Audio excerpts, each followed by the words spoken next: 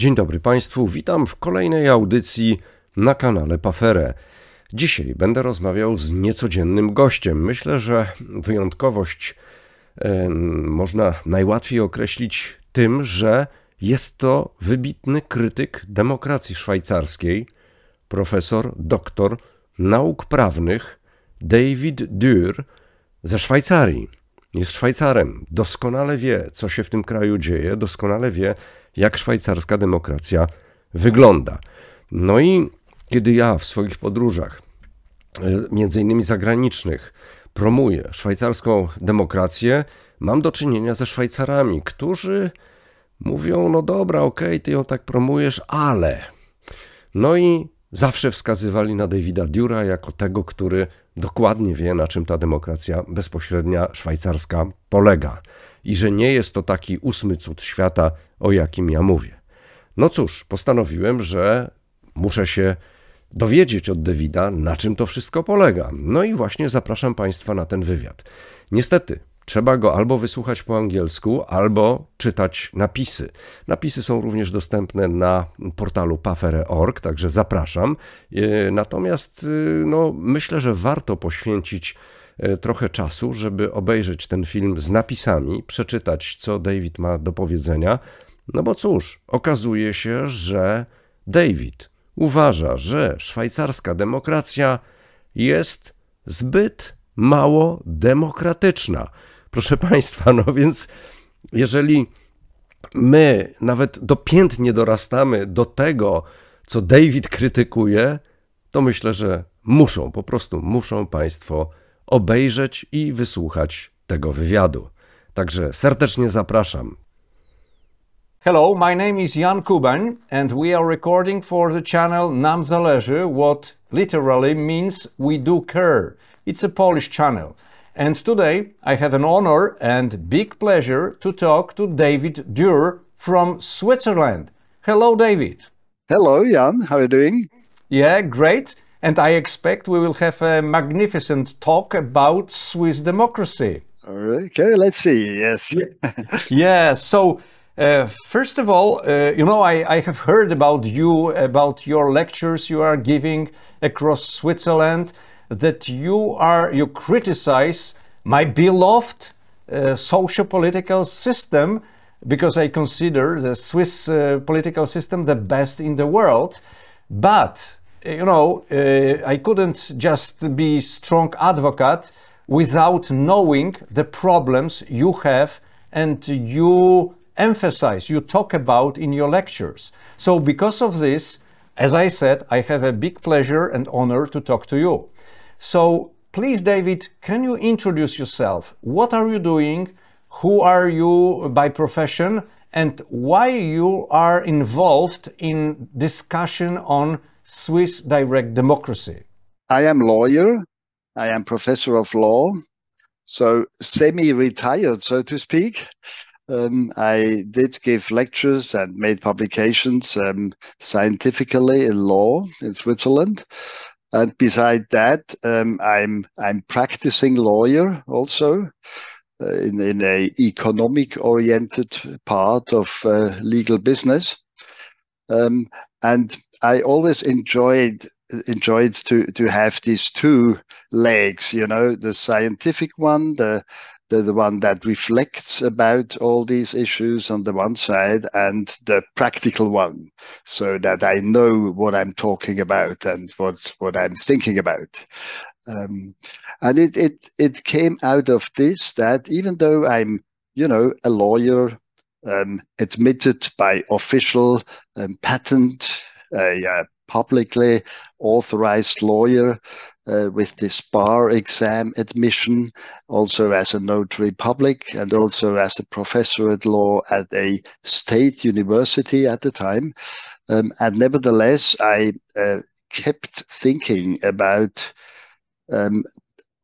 what I am doing here and what is this subject I am working with about.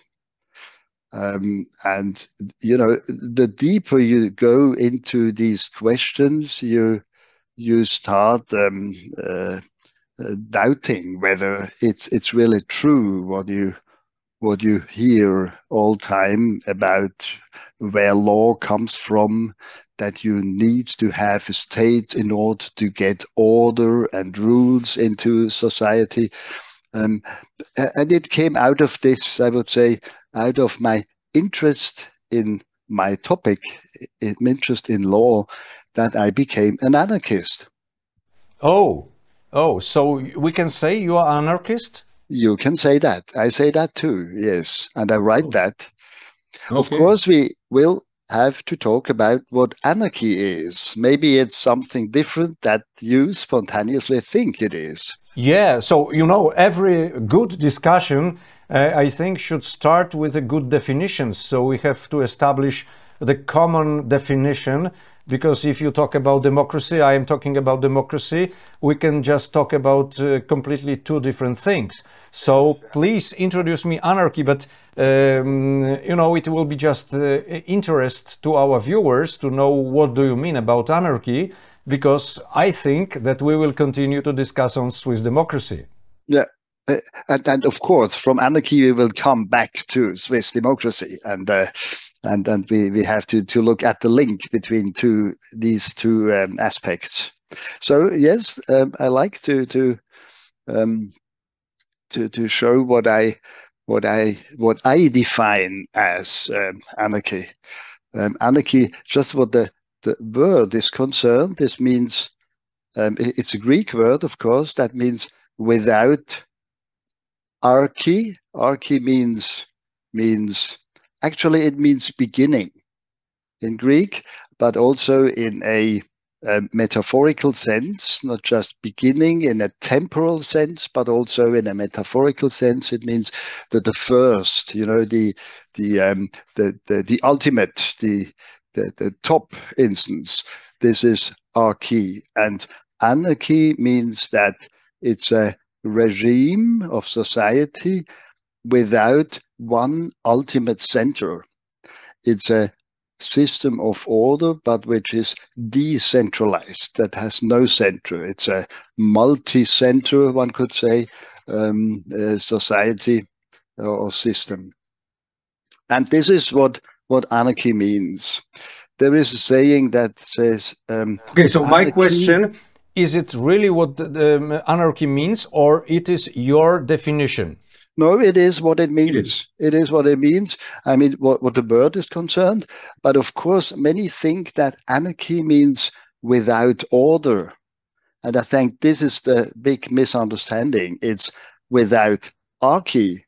And archy doesn't mean order. Archy means, it's like the archbishop. Yeah, I understand. It's without that word, so it's without one top instance. Without divine king, without divine state, represented, yes, but omnipotent government and so on. So, I like this definition, and I would say that, okay, so if you ask me whether I became now the anarchist, I wouldn't say that yes, but however, I will think about it, because what I'm talking about here in Poland, that really Switzerland, the Swiss political system, consists of decentralization. As much as possible is decentralized in Switzerland. So I think that it's very close to anarchy, or not. Well, it depends on how you measure the distance, to there. And now maybe we can make this link to Switzerland. So, and coming from this definition, I would say, no, Switzerland is not anarchy, and it's quite far away from that. It might have been closer until 1848, mid of 19th century. Yeah. When our Swiss state, this federal state, was formed in 1849. What I wanted to say is that before that time, Switzerland existed already, of course, but not with this political form. It was a looser or a more open network or a conglomerate of different cantons. This is like small states or small communities with quite different regimes. They were ancien regimes, modern regimes, rather conservative Catholic regimes, and more liberal Protestant regimes, things like that.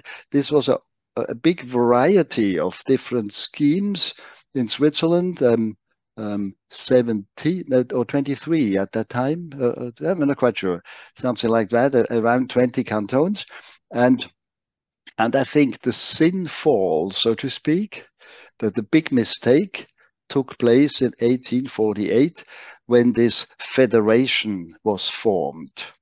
And not incidentally, this federation was not formed by mutual agreement of all these cantons, let alone of all these people, but there was a small civil war before that date, a small one. You know, everything in Switzerland is small. So yes. The civil war also was small, with just 100 dead, you know, to put it cynically, you know.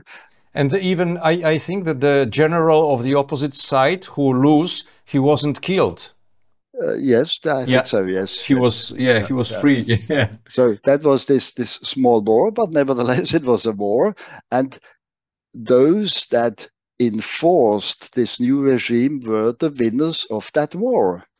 So it was not as usually people say, this, you know, wonderful agreement Switzerland went into in that time. It was illegal. It was an illegal act by the winners of that civil war. I think that, sorry, excuse me that I interrupt you, but I think that it's a natural tendency of all powers. If you have just a little slight power, you try to abuse it. You want to have more. And probably this natural process occurred also in Switzerland. So maybe the country you and I am dreaming of was really before 1848, yes? Yeah, I would say that was closer to what I call, you know, the term is not that important, but nevertheless, what I call anarchy, that was closer. And unfortunately, the development went not in this even more open direction, but in the decentralization. In that direction, and I think that was the mistake. And by the way, that's very interesting what you're saying, that all power, even a small power, has the tendency to grow. Increase, you know, to grow. And this precisely is the reason why you have to be an anarchist, because whenever you install one, even a small central instance, it won't remain small. It will grow. That's the problem of not having anarchy. Yes. So nowadays you are traveling not only across Switzerland or only in Switzerland, and you are giving the lectures about flaws of Swiss democracy. Am I right? Well, actually, what my professional topic is concerned, I'm at university when I was active there until a certain age, you know. that was a mixture of, on the one side, private law, just not state law, not constitutional law, but private law, and philosophy of law. And it's not by accident that it's that combination, you know, of, on the one side, philosophy of law, which means to think about this maybe a little bit deeper than pure practitioners do, and on the other side, to come not from a top-down direction of public law, of constitutional law, but from a bottom-up direction of private law. Because I think private law is, as we know it in Europe, in Switzerland, in Poland, and wherever, also in the areas of common law, these are typical bottom-up evolutions of human behavior, going back to Roman law or even to older traditions. this kind of law originally was not implemented by a judge or by a king or by whomever. It came out of the conflicts, you know. These were judgments, precedents by, you know, arbitrators, by judges that decided cases, and out of this came some experience and also some scientific approach about all this. But all this came bottom up. And I think this is what I always insist on. This is true law. This is what natural regularities of behavior of Homo sapiens is about. But I think that in our democracies, you know, the law is coming from the completely reverse direction, from the top, and it goes down. It is created by the rulers, you know, there was a very interesting book about French Revolution by Pierre Gaxot, and I remember a quote from this book. It was like something like this: they obeyed the law and they forced people to obey this law which they issued. Okay, so the rulers issued a law, and then they said, okay, this law is right. So this law is done by those that are governed by this law. Yeah. That's a beautiful theory, but it's not truth. Mm-hmm. It's a good theory. As you correctly said, that was a big saying during French Revolution, you know. Robespierre also said that democracy, this is this kind of regime where people are governed by the law that they themselves make, you know.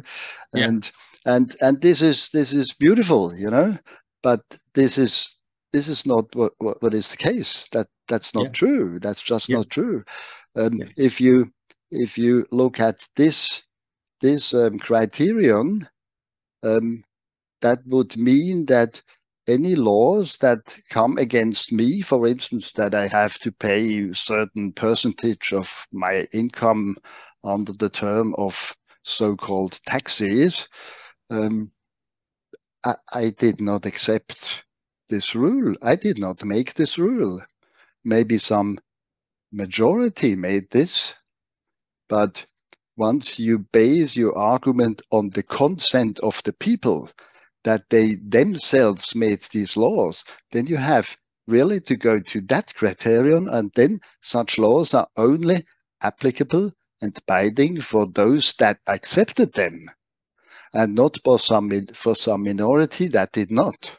Okay, but you know, I will discuss, because if you have a small community, let's say 100 people, and you want to build a building or a fence, for instance, you have to collect money for this, and maybe there will be some, you know, free riders in this community who will not participate in the fees, but who want to benefit from this new installation of the fence. For instance, so you have to, in some extent, you have to force them to pay. But if we compare political systems in Poland and Switzerland, in Poland, the society, the citizens, they have no right to criticize all taxes, all the incomes imposed by the government on them. We have no such a right. But as far as I know, you, in your constitution, you have some limits. So am I right, or am I wrong? I do not precisely know what you mean with that they can, or when you speak about limits. I mean, do you think about that people are able to take a referendum against some statutes? Is this what you mean? Yeah. So this is what the subject of direct democracy, as opposed to just the indirect. So we cannot criticize the amount of taxes which is imposed on us. So government has no limit. They have no limit to impose. But as far as I know, in Switzerland, you have such a tools that if when the taxes are, the citizens consider the taxes too high, they can use veto or some kind of initiative to ban it. Yeah, I mean, this is true. These instruments on this, let's say, constitutional level is there. That's true, and that's why Switzerland is often, named the really, ultimate direct democracy, because one thinks that quite often people vote about what the legislature, what parliament decides, and quite a lot of people have a vote about that, and this means that maybe you think many laws in Switzerland are truly rendered by the people. And this again is absolutely not the case. There are some very few statutes that have been voted about, by people. If you look on the federal level, you have similar situation on the different cantonal levels as well.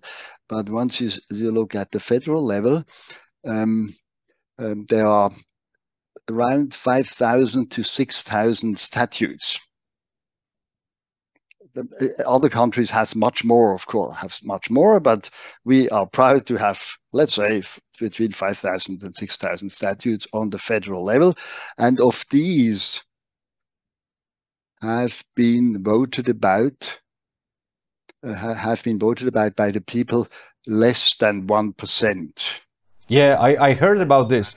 And what is the reason of this? The Swiss people became lazy. They don't want to involve in politics, or maybe your government is so perfect that they govern as a true ruler concerned about their people. There are certainly, I admit, different reasons why there are so few public votes, and one, I would say, quite small reason is the one you are saying now. It's almost impossible to get these signatures. You have to collect within a small time. If you want to take the referendum against a federal statute, so this is the referendum. So first, the parliament decides the statute, and then from the day it was decided, you have 100 days time to collect 50,000 signatures. That's a huge problem. All the political parties that do things make that, they know how difficult it is. And quite often, people or movements that are less organized, that do not just make politics by profession, but are, citizens that want to fight for some issue or against some statute or so, they won't succeed. Some will, exceptionally, but it's a very high limit. And that's why the danger, so to speak, that a wave of referendums would come is almost null. Nevertheless, I would admit something. Even though it's that difficult and almost impossible to really, build up a resistance out of the basis, nevertheless, there is a certain influence that once a fight is going on in the parliament, and then comes the point where a stronger party is not willing to make concessions to the other one, and then the other one says, okay, you have the majority, but we will organize a referendum. And that sometimes has the influence that the other party comes, makes some concessions and thinks, what would people decide once there is a vote? There is some influence, I would admit that, but it's a very small influence. So, David, can you enlist more flaws of Swiss democracy, or maybe these are not flaws, but the issues you dislike in your direct democracy? So it's a very small involvement of people. As you said, only 1% of statutes were voted and were proposed from the bottom. And what is more? What can you blame more? Well, I mean that's quite a fundamental blame, isn't it? Yeah, sure. Yeah. And you know, the fact that in Switzerland 1% of the statutes has been proposed to the people is not that big an difference, let's say, to Poland or to other countries where none of the statutes have been presented to the people. It's a small difference. I would say that once there should be some advantages of the Swiss system, political and economic, perhaps economic system, in comparison to other countries, it's not the direct democracy. I would say it's, first of all, is the small size of the country, and it's the fact that even within this small country, the cantons that are even smaller countries, you know, sub-countries, that they at least at the moment still play quite a considerable role. A role that is diminishing, you know, also the influence of the center. Of the center, again, it's this attracting power of the center, you know. This also plays in Switzerland, but nevertheless, at the least still for the time being, there is a certain resistance out of this federalist structure of Switzerland. And of course, the small size, maybe this also says that people are closer to public authorities in small cantons or even community levels. There are also community levels. There are even closer to some community president or some unity council or whatever. So there is quite a close connection between the people up there and those down there, you know. And yeah. I could imagine that out of this fundamental problem of having an official center is not that bad as it is in other countries. But the fundamental problem is there nevertheless. Okay, so let us conclude maybe. So my question is, and what I am saying here in Poland, that probably the Swiss direct democracy is not perfect. Maybe this system is even bad, although maybe it is the least bad, and finally it's the best system in the world. No, anarchy is better. Okay, but anarchy, it's a system you dream of. It's not okay. It used to be in Switzerland 180 years ago. Okay, but your rulers transform it into their mode, so they impose this hierarchy and this head on the center, okay? Yeah. But however, do you agree with me that although it is bad, however, it is the least bad in the world? Actually, perhaps you're right, because there are no countries where anarchy is the dominating. Not the dominating. Anarchy is never dominating. Is the regime? You know? Official system. There are unfortunately 200 countries or states, let's say countries on this world, bigger and smaller ones, and not almost, all of them have this bloody regime of one center, more or less strong, of course. Smaller countries are less bad, bigger countries are horrible with their center, but all these 200 countries have this problem. And that's why if you look quite, pessimistically at this sad world, then would say, okay, maybe under these, I would say, regime of, even though we are public now, but I say it, even these regimes of official gangsters, this is an official one gang, a first gang in each country. This is Archie, means first gang, Yeah. Unfortunately, we have 200 gangs, all with their monopoly on their territories, some very huge ones, terrible ones, some smaller ones, and there are some very, very small ones that are still criminal gangs, but they are smaller. That's not that bad. I would admit that, but for me, this is not enough as a vision of the world, to have just smaller and less aggressive gangs. I want to be free from gangs. Okay, so I understand, and let's maybe switch to discuss this issue of gangs. So I coined a term that our political parties are structures mafia-like, because they gather, they are very strong, because they want to steal public money. And it occurred in Poland. More, they steal by printing money. They invented this method.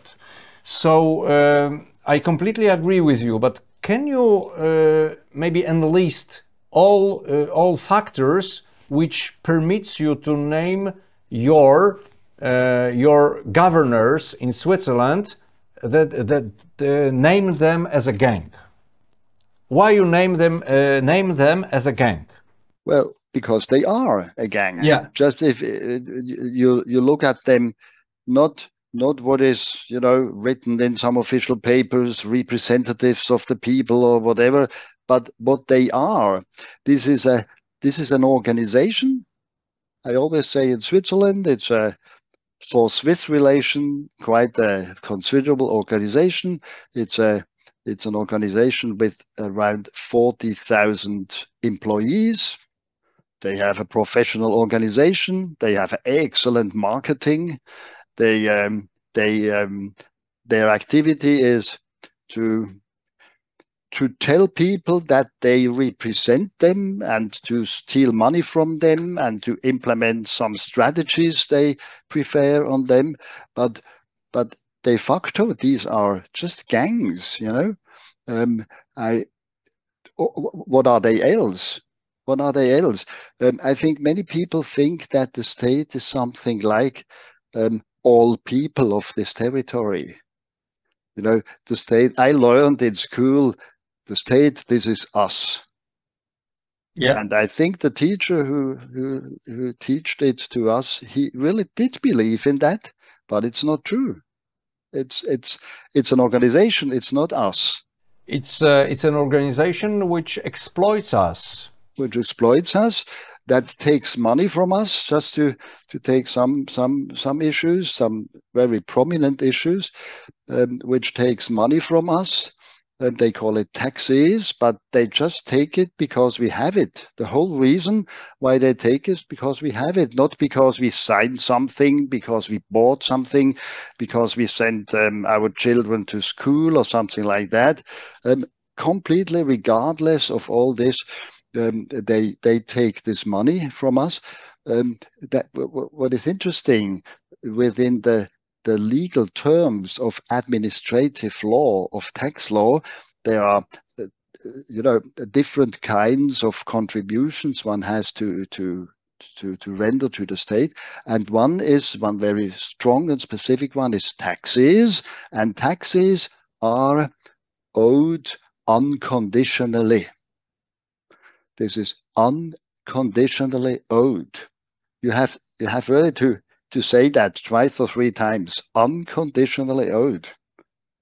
This is theft. This is nothing but theft. From a really not a polemic but a technical point of view, this is theft. This is what such gangs do. Yeah. And David, okay, so so I am, for maybe 15 years or more, I am just looking for the best socio-political system. I am an engineer by education and also by profession. So I look at the society from the technical point of view, how to resolve this, how to make checks and balances, how to make a negative feedback which controls some behavior of those in power, etc., etc. Do you have a model of your of your socio-political system you dream of? It is anarchy. It is anarchy, which means that there is no, encompassing strategy. What goes on in a country is not what some government of this country decides and implements, but what comes out of these many decisions, and out of economic exchange, about of cultural exchange, about out of solving conflicts. I am aware that anarchy is not a model for paradise. Absolutely not. I know as a lawyer that the conflicts is unfortunately, a very important element in society. I would say that also many progresses, many developments come out of conflicts, but there too, what comes out is a society that has its conflicts, that fights and all, and again, which is not paradise, but at least not hell, as usually happens with the state, Yeah. But again, I mean, you're asking what is my model, and I do not want to evade this question. It's of course a very fundamental alternative what we have today, and that's why I know that one cannot develop a concept, a project, and then implement anarchy. I think the facts as they are too strong for that. I think that in case this state error that took humanity over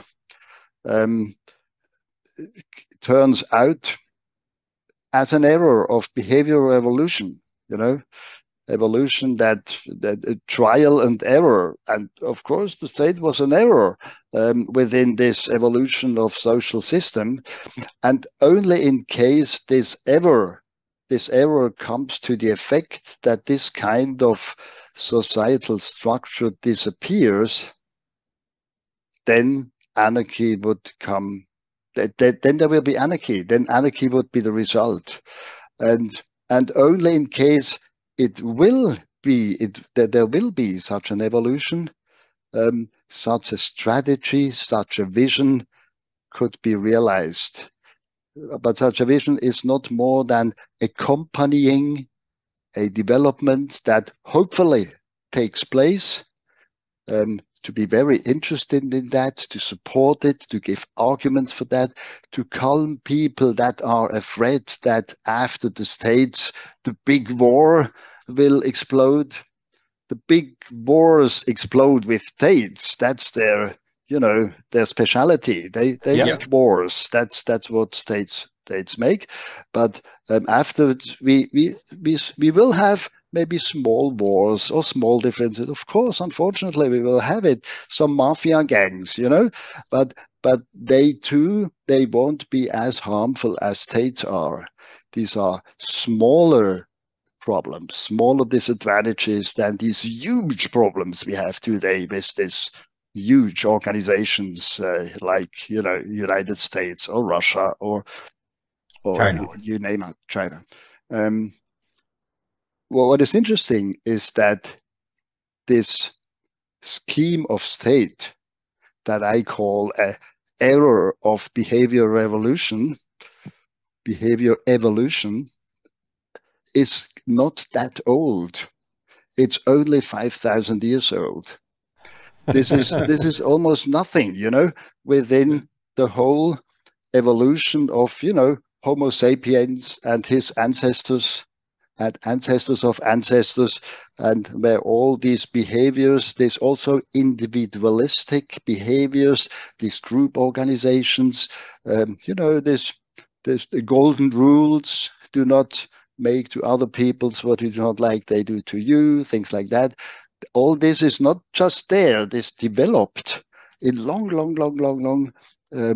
developments and once, not in one time, of course, but approximately 5,000 years ago, these specially hierarchy organizations came up, those states in the Near East, this Mesopotamia area, where these big city-states came up. This is only 5,000 years old. And maybe once you see at the situation, you look at the situation today, maybe these are signs that this error comes to an end. Okay, David, thank you very much for this very interesting discussion and the presentation of your thoughts.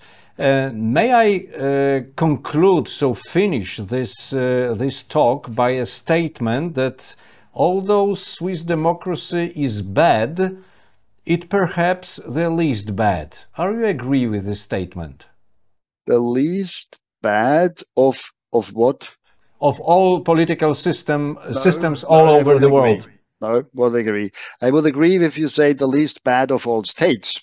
Okay. That could be, but the states are the problem, and that's why it's not the least bad of all systems you can imagine.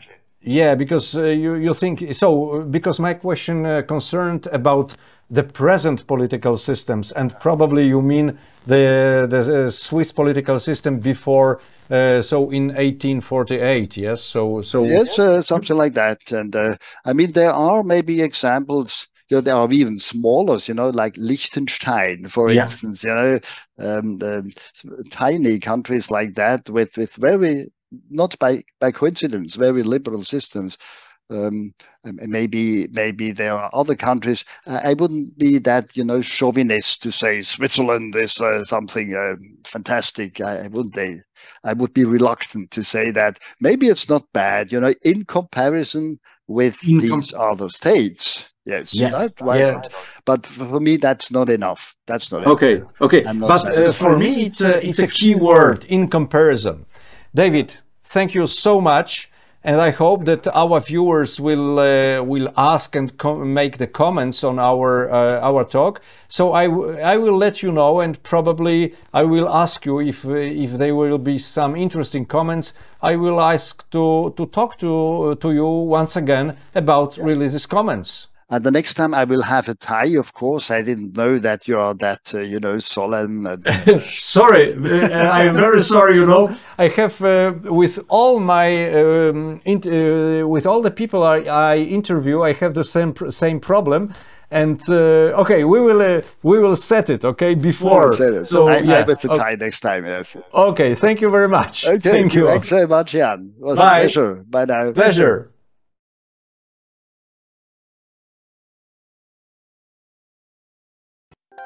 Thank you.